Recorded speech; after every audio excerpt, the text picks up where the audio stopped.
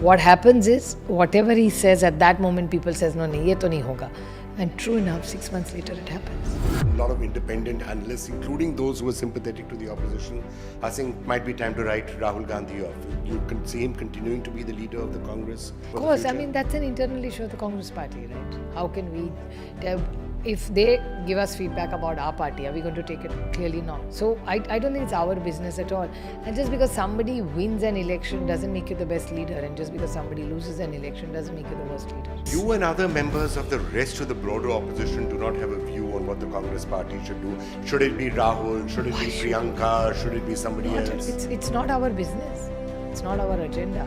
We have a larger common agenda with the Congress.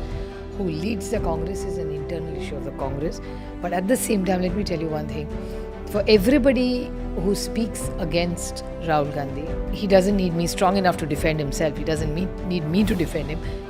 But I'll tell you one thing. Everything that he says, 6 months later comes true. And again, I'm saying, let's go data-driven. Be it the economy. And fortunately, one very, very good quality he has as a leader, he never makes it personal.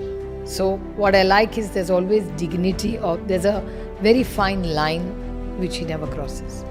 He never gets personal with anybody in parliament or in any public speeches. What happens is, whatever he says at that moment, people says, no, nahi, ye to nahi hoga.